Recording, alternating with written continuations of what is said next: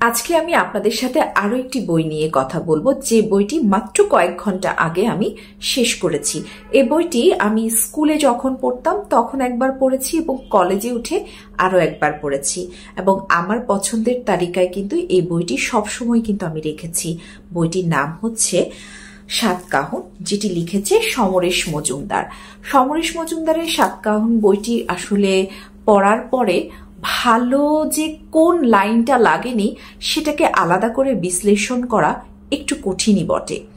তারপরও একটু যদি আমরা বইটিকে ছোট্টভাবে বা ছোট্ট করে একটু বিশ্লেষণ করি, বা কেন আমার সাতকাহন ভালো লেগেছে, কেন আমি সাতকাহন পড়ব, কিংবা কেন নতুন কাউকে এই বইটি পড়ার জন্য উৎসাহ দেব, সেটি যদি আমি একটু বলি।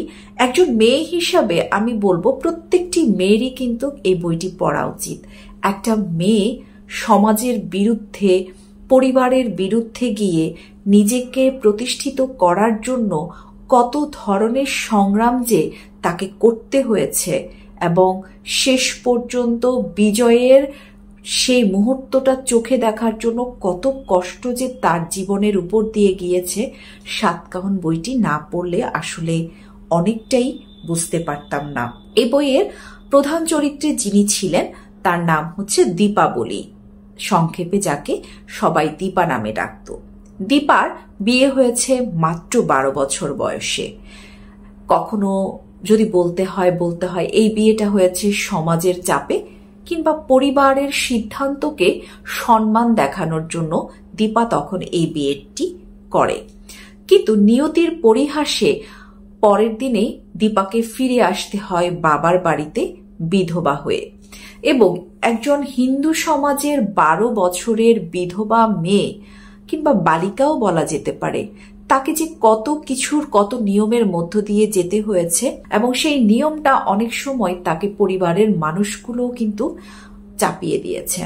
কিন্তু দীপা খুব ঠান্ডা মাথায়, খুব প্রোঅ্যাক্টিভ থেকে সেই বিষয়গুলোকে কখনো কখনো খুব ধৈর্য নিয়ে, কখনো কখনো কিছু টেকনিক খাটিয়ে সে এগুলোকে নিয়ে সামনের দিকে এগিয়ে গেছে। অনেকটা বলতে গেলে কিন্তু দীপা স্রোতের বিপরীতেই কিন্তু হেঁটে নিজেকে প্রতিষ্ঠিত করেছে। মাধ্যমিক পরীক্ষা শেষ করেছে অনেক সংগ্রামের মধ্য দিয়ে, অনেকের মন জয় করার জন্য, অনেক রকম জীবনের সুন্দর করার অনেক কিছুকে তার মানতে হয়েছে। এরপর যখন সে কলেজ জীবনে যায়, জীবনের অনেক ঘাত প্রতিঘাত কিন্তু তার এই জীবনে চলে আসে। বন্ধু বান্ধব থেকে শুরু করে, কলেজ সহপাঠী থেকে শুরু করে আশেপাশের সবাই কিন্তু তাকে অনেকভাবে বোঝানোর চেষ্টা করেছে যে সে বিধবা একজন মেয়ে কিংবা নারী। কিন্তু এই একটি কথা কখনো দীপাবলিকে বা দীপাকে কিন্তু দমিয়ে রাখতে পারেনি তার লক্ষ্যের পথে এগিয়ে যাওয়ার জন্য। দীপা জীবনের সব আঘাতকেই কিন্তু শক্তি হিসাবে মেনে নিয়ে সামনে চলেছে। তার এই চলার পথে তার একমাত্র কিংবা অনেক গুরুত্বপূর্ণ একটি অবদান রেখেছে বন্ধু হিসাবে মায়া নামে একজন চরিত্র। মায়ার সাথে বন্ধুত্ব ছিল সুদীপের, সেই খাতিরে দীপা, মায়া, সুদীপ এরা সবাই বন্ধু ছিল, এবং জীবনের একটা পর্যায়ে গিয়ে মায়া কিন্তু এই সুদীপকেই বিয়ে করে। মায়ার কারণেই সে তখনকার সময়ের রাজনৈতিক যে পরিবেশটা ছিল বা রাজনৈতিক যে পরিমণ্ডল ছিল, সেই জায়গাগুলোর বা সেই পরিস্থিতিগুলোর খুব কাছাকাছি যাওয়ার কিন্তু সুযোগ হয়েছে। দীপা কখনো কখনো কালচারাল বিষয়ের সাথেও যুক্ত হয়েছে, নাটকের সাথে যুক্ত হয়েছে, নাট্য দলের সাথে যুক্ত হয়েছে মায়ার মাধ্যমে, এবং এত কিছু করার পরেও কিন্তু কখনো দীপা তার লক্ষ্যের পথ থেকে একচুতো কিন্তু পিছিয়ে যায়নি। সে তার লক্ষ্যের পথে কিন্তু সবসময় অটুট ছিল। দীপার কথা যদি বলতে হয়, একটা কথা আসলে না বললেই নয়।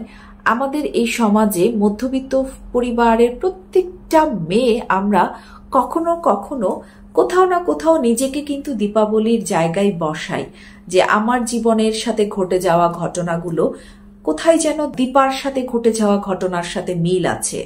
ফেস করার বিষয়গুলো, সমাজের মুখোমুখি হওয়ার বিষয়গুলো, কিংবা পরিবারের সিদ্ধান্ত অনেক সময় ভালো না লাগলেও সেগুলো যখন আমাদের কাছে চলে আসে, আমাদেরকে মানতে হয়, আমাদেরকে পরিবারকে রক্ষা করার জন্য, পরিবারের সম্মানটাকে রক্ষা করার জন্য, তখন আসলে মনে হয় যে এরকম অবস্থার মধ্য দিয়ে তো কখনো কখনো কিংবা সে সময়টাতে দীপাও গিয়েছে। তো এই বইটা আসলে সবার পছন্দ হওয়ার এটা একটা কারণ, কারণ এটি হাজার মেয়ের সংগ্রামের জীবনচিত্র, যেটি দীপার মাধ্যমে তুলে ধরা হয়েছে। দীপা তার ব্যক্তিগত জীবনও স্বাভাবিকভাবেই কিন্তু এগিয়েছে, কিন্তু কখনো কখনো ব্যক্তিগত জীবনে যারা যুক্ত হয়েছে ভালোবাসার মানুষগুলো, তাদের কাছেও কিন্তু দীপা অপছন্দের মানুষ হিসাবে সামনে এসেছে। যখন দীপার নিজস্বতাটা দীপা প্রকাশ করতে চেয়েছে, কখনো নিজের অধিকার আদায়ের মধ্য দিয়ে, কখনো নিজের লক্ষ্যের পথে এগিয়ে যাওয়ার মধ্য দিয়ে, তো সেই জায়গাগুলো আসলে আমরা নতুনভাবে দেখতে পাই এবং আমরা আমাদের নিজেদের জীবনেও কিন্তু এই জিনিসগুলোকে ফেস করতে পারি, রিলেটেড করতে পারি, আমরা মিল খুঁজে পেতে পারি যে দীপার সাথে আমার বা আমাদের জীবনের কতটুকু মিল। আসলে দীপাবলি বা সাতকাহন উপন্যাসটিকে, এত বড় একটা উপন্যাস, এত ঘটনাবহুল একটা উপন্যাসকে খুব অল্প কিছু সময়ের মধ্য দিয়ে কিন্তু তুলে ধরা যাবে না, কিন্তু এতটুকু বলা যাবে দীপা হচ্ছে প্রত্যেকটা মেয়েরই সংগ্রামের জীবনের একটা জায়গা, একটা চরিত্র। একটা চরিত্রের মধ্য দিয়ে এখনকার সমাজ কিংবা তখনকার সমাজ, যেটাই বলি না কেন, সেই সমাজের চিত্রটা তুলে ধরা হয়েছে, যেখানে একটা মেয়েকে কৈশোর থেকে শুরু করে একদম প্রাপ্তবয়স্ক পর্যন্ত কি কি ফেস করতে হয়, কখনো পরিবারের মানুষদের, কখনো বন্ধু বান্ধব, কখনো জীবনের একান্ত কাছের মানুষের। পরিবর্তন করার জন্য যখন মানুষ সবাই আসে, সবাই আমার মধ্যে পরিবর্তন দেখতে চায়, কিংবা দীপার মধ্যে পরিবর্তন দেখতে চাইতো। ভালো বউ হতে হলে অনেক কিছু মেনে নিতে হয়, ভালো বউ হতে হলে চুপ করে থাকতে হয়, ভালো বউ হতে হলে নিজের ভালো লাগাটাকে কম বলতে হয়, সমাজের চোখে লক্ষ্মী মেয়ে হয়ে থাকতে হলে সবার পরে খেতে হয়, আর যদি সে বিধবা কিংবা এ ধরনের কোনো মেয়ে হয় বা নারী হয়, তাহলে নিজের ভালো লাগার কথা তাকে কম বলতে হয়। এই কথাগুলো কখনোই দীপা মেনে নিতে চায়নি, দীপা মেনে নেয়নি। আর সমরেশ মজুমদার এই বইটির মাধ্যমে তুলে ধরেছেন বলেই আমরা আসলে আজকে এই সময়টাতে এসে হয়তোবা অনেকটুকু নিজের অধিকারের জন্য সংগ্রাম না করেও অনেকটুকু কিন্তু আমরা পেয়ে যাচ্ছি।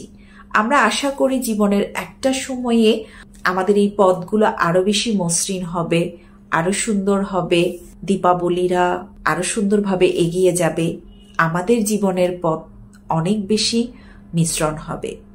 তো এই বইটি পড়ে ভালো লেগেছে, এই বইটি পড়ে মনে হয়েছে সবাইকে বলি যে সবারই এই বইটি আসলে পড়া উচিত, শুধুমাত্র মেয়েদের না। একটা মেয়েকে সম্মান করার জন্য, একটা মেয়েকে ভালোবাসার জন্য, একটা মেয়েকে তার যোগ্য জায়গাটুকু দেওয়ার জন্য প্রত্যেক ছেলেরও কিন্তু এই বইটি পড়া উচিত। তাহলে নারীদেরকে সম্মান করাটা আসলে আমরা নতুনভাবে বুঝতে পারবো, শিখতে পারবো। আমার বইটি আসলে যতটুকু যেমন লেগেছে আমি খুব অল্প করে সেটি আপনাদের সাথে শেয়ার করার চেষ্টা করেছি।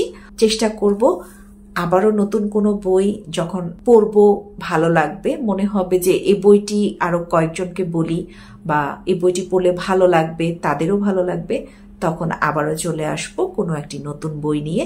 সে পর্যন্ত সবাই ভালো থাকবেন, সুস্থ থাকবেন, চারপাশে সবাইকে ভালো রাখার চেষ্টা করবেন এবং অবশ্যই ভালো ভাববেন, ভালো ভালো চিন্তা করবেন।